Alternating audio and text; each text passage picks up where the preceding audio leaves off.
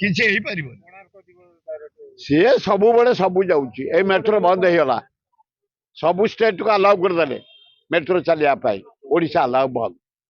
ରେଳ ମନ୍ତ୍ରୀଟା ଭଲ, ତାକୁ ମୁଁ ଡିମାଣ୍ଡ ଯେ କରିଥିଲି ଦିଲ୍ଲୀରେ, ଯୋଉ ବିଶ୍ୱସ୍ତରୀୟ ରେଳ ଷ୍ଟେସନ ହବ ଭୁବନେଶ୍ୱର, କେବେ ଶୁଭ ଦବ?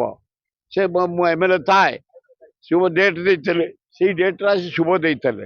ଭଲ ମନ୍ତ୍ରୀ, ଭଲ କାମ କରୁଛି, କରିଦବା ଦରକାର। ଅଛ ତମେ ଏଇ ଟାଇମରେ କରିଦିଅ। କୋଣାର୍କ ଦେଇ ଭୁବନେଶ୍ୱର ଲୋକ ଯିବା ଆସିବା କରିବେ ଟ୍ରେନରେ। ମେଟ୍ରୋ ବନ୍ଦ କରିଛନ୍ତି, ରେଳ କରିଦିଅ। ଏଇଟା ରେଳ ମନ୍ତ୍ରୀ ତମେ, ତମ ହାତରେ ଅଛି, କରିଦିଅ। ଭୁବନେଶ୍ୱର ପୁରୀରୁ କୋଣାର୍କ, କୋଣାର୍କ ଭୁବନେଶ୍ୱର ଲୋକ ଟ୍ରେନରେ ଯିବା ଆସିବା କରିବେ। ଟ୍ରେନ ଦେଖି ନାହାନ୍ତି ନିମାପଡ଼ା ଲୋକ, ଗୋପ ଲୋକ, କୋଣାର୍କ ଲୋକ ଏପର୍ଯ୍ୟନ୍ତ ବହୁତ ଲୋକ ଟ୍ରେନ ବି ଦେଖି ନାହାନ୍ତି, କାରଣ ଗାଁ ଛାଡି କେବେ ଆସିନାହାନ୍ତି କୁଆଡେ। ତେଣୁ ବଢିଆ ହବ।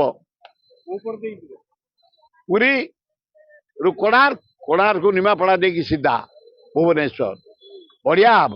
ୱେଲକମ, ଅଭିନନ୍ଦନ। ବିବୃତ୍ତି ଏଇଟା ଭୁବନେଶ୍ୱର ରୋଡରେ ଆଉ ଲୋକ ଡାକ୍ତରଖାନା ଯାଉନାହାନ୍ତି।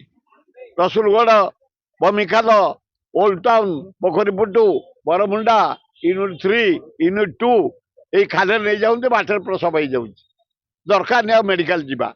ବଢିଆ କାମ କରିଛି ମୋହନ ମାଝୀ, ଚାରିଆଡେ ଗାଡ କରିଦେଇଛି ରୋଡ। ଆମକୁ ଆଉ ଡାକ୍ତରଖାନା ଯିବାକୁ ପଡୁନି, ଖର୍ଚ୍ଚ କରିବାକୁ ପଡୁନି, ମନକୁ ଡେଲିଭରି ହେଇଯାଉଛି। ଅପାରକ ସରକାର, 2 ଇଞ୍ଜିନ ସରକାର, କୋଉ କାମକୁ ନୁହଁ। ରେଡି।